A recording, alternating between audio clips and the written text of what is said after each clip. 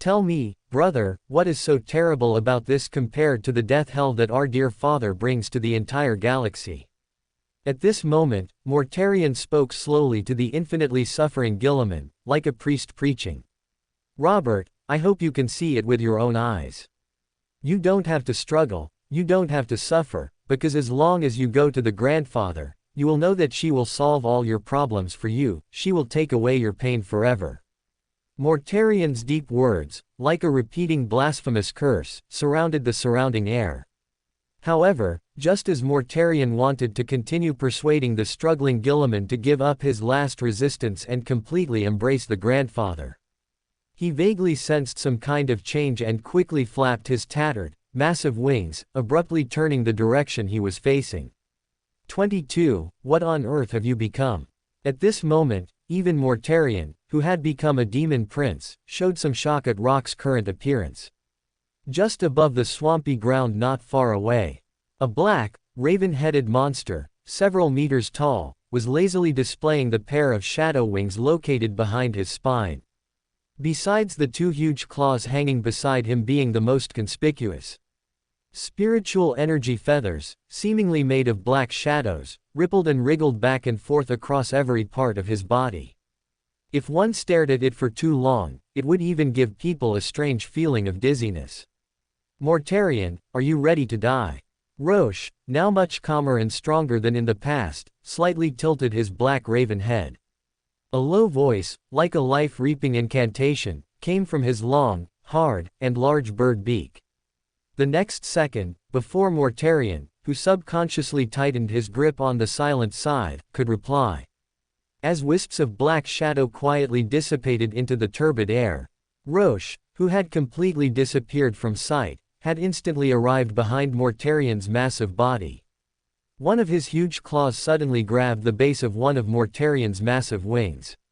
Huge feet, wrapped in a large amount of black shadow, quickly kicked onto the opponent's broad spine. Ah! With a scream from beneath Mortarion's breathing mask, his entire massive body lunged forward, and one of his massive wings had been forcibly torn off by Rock's claws. Immediately afterward, before Mortarion, who was still in midair, could react, Roche, once again transformed into a black shadow, had already appeared beside Mortarion as if teleporting. Poochie. The next second, a thick arm, completely encased in a putrid armor shell, instantly separated from Mortarion's massive body and was casually lifted in the claws of the raven-headed humanoid Roche. And Mortarion, feeling extreme pain, quickly waved the silent scythe in his other palm, circles of terrifying green poisonous fog surrounding the sharp blade. Caw, caw, caw. However, at this moment, Roche, whose large bird beak faintly emitted a low crow's cry, instantly transformed his entire massive body into a terrifying storm of crows formed by countless shadow powers. He fearlessly wrapped Mortarion completely inside. In an instant, claw attacks and phantom crows ceaselessly tore at Mortarion's putrid armor and stinking flesh. And soon, he completely cut and whittled the opponent into a tall skeleton with only some flesh and complete internal organs remaining. However, the flesh recovery ability, which used to be a reliance and comeback method for Mortarion, had instead become a more painful and fatal source. Whenever Mortarion's tattered body successfully recovered, the incomparably fresh and stinking flesh would be torn clean again by Rock's claws and crows. It could even be said that Roche was not killing the opponent, but rather he was slowly slicing the traitor Primarch into 1,000 pieces to relieve the hatred in his heart. Dang! Just as Rorschach, who had just awakened a subspace essence, was slicing Mortarion into 1,000 pieces, accompanied by a void chime that echoed throughout Yax and Nurgle's garden. Guilliman, who was originally on the verge of death due to the plague of God, also slowly raised his golden-haired head, where countless rotten wounds were rapidly healing. Even the tattered armor of fate on his massive body was rapidly restored to its original form under the illumination of dazzling golden light emanating from within. At this moment, Guilliman, whose eyes were constantly emitting brilliant golden light, slowly activated the armor of fate to stand up from the ground. The Emperor's sword, which had been tightly held in his giant palm, also suddenly erupted with a golden flame far exceeding its past intensity. Dang! Another extremely melodious void chime resounded throughout the sky. Countless trees, flowers, and chaotic demons blessed by Nurgle couldn't help but emit complaints and moans. A portion of Nurgle's garden that had successfully covered Yax was rapidly receding, and the material realm belonging to the physical universe was gradually returning. And deep within Nurgle's garden, inside an incredibly illusory mysterious little black room, Father Nurgle, whose massive body resembled a majestic mountain range, was cautiously observing everything outside through a tightly closed window. The dreamlike black hairs on his mottled body surface, covered with countless Nurgle's rotten potholes, were already standing on end. Dang! The continental plates above Yax seemed to emit extremely violent tremors. Trails of hideous cracks spread across the ground. At the same time, Rorschach, who was in the process of slicing Mortarion into 1,000 pieces for the 13th time, immediately noticed all the changes that had occurred around him. He quickly gathered the shadow power of his entire body and charged once again towards Mortarion, who was firmly enveloped by the Ravenstorm. Poochie. In the next second, Mortarion, unable to restrain his grief and anger, was completely severed at the waist by Rorschach's powerful blow. His entire lower body fell heavily to the ground. His remaining upper body, enveloped by terrifying poisonous mists, fell heavily onto the shattered surface not far away. This is impossible. I have clearly defeated you. I was about to win. Mortarion, with his incomplete body, stared at Rorschach, who maintained his raven-headed human form, and then saw Guilliman, who was shrouded in heavy golden light. He roared at the Primarchs in front of him with an incredulous expression. However, at this moment, Guilliman, the Golden Giant, held the Emperor's sword, which was burning with world-destroying flames, and said in a tone without any waves or fluctuations. "She has already spoken with me, brother, have you not heard?" As soon as Guilliman's words fell, the dazzling golden light flowing around the Primarch's massive body seemed to become even more intense, and quickly illuminated every corner around him. So much so that Mortarion, with only his upper body remaining, had to raise a palm to shield his eyes. Father. At this moment, Mortarion, timid and fearful, was like a little boy who had committed some insignificant but unforgivable crime and had just been discovered by his parents. He asked in an incomparably trembling voice. "If 22 is her left hand, then I am her right hand, brother. I am her general of conquest, I am her champion of oaths, I am the avenging son, and I have survived only because of her great power." The Golden Giant, as if not only Guilliman's will was present, slowly said in the direction of Mortarion. And every time he uttered a complete sentence, the surrounding ground would emit an even more violent tremor, also causing the illusory boundary between the Yax world and Nurgle's garden to flicker incessantly. "This is impossible. You should already be dead." Mortarion, instantly plunged into despair, subconsciously let out a high-pitched roar. Squeak. However, at this moment, the mysterious little black room deep within Nurgle's garden actually slowly opened a rotten door that had never been opened before. A great taboo that had existed for a long time seemed to slowly reveal a gloomy gaze filled with scrutiny. Guilliman, the Golden Giant, did not care about the Lord of Death, whose mental state was even more sluggish. He stared intently at the forbidden existence inside the little black room and continued to speak without any emotional fluctuations. "You are a traitor, you have ruined everything that could have been achieved, but you are a monster and a victim at the same time. Mortarion, perhaps one day you can be saved, but until that moment arrives, you must go back to the master you have chosen." No. At this moment, as soon as Guilliman, or rather the Emperor's, words fell, Mortarion, whose expression suddenly distorted, couldn't help but let out a low roar filled with despair. His massive body was pulled backward with force by an invisible and terrifying force. He flew swiftly through the plague garden, which was slowly receding, entered Father Nurgle's little black room, and was then heavily locked behind the rotten door. During this period, Rorschach, who was standing aside, wanted to take the opportunity to reap Mortarion's life, but was stopped by a faint gaze from Guilliman, or rather the Emperor. After all, Judging from the other party's attitude of instantly closing the door, the plague god Nurgle seemed very unhappy now. At this time, Guilliman, the golden giant, slowly raised the Emperor's sword, which was tightly held in his palm. He stared at Nurgle's garden, which was still showing on Yax, at the depths of subspace, which were constantly undergoing bizarre changes, and at the countless chaotic worlds that were being used to support Nurgle's garden. Listen, I am Rabute Guilliman, one of the few loyal sons of the Emperor of Terra, plague god. Your life should not end today, but you must also know that I have remembered you. One day I will find you, and then burn you to ashes. In the next moment, Guilliman, who seemed to be possessed by the Emperor, suddenly raised the Emperor's sword, which was tightly held in his palm. Strands of constantly swirling world-destroying flames began to rapidly sweep across the entire Nurgle's garden. A burst of incomparably angry roars and howls suddenly came from inside the little black room with its doors and windows tightly closed, but it also failed to stop the terrifying heatwave, comparable to a million suns, from sweeping across most of Nurgle's garden. This is just a warning, Plague Lord. Subspace and the material realm once enjoyed a balance. But for a long time, you have recklessly taken the dominant position, but you must understand that it is not only subspace that can expand its territory, the material realm can also do it.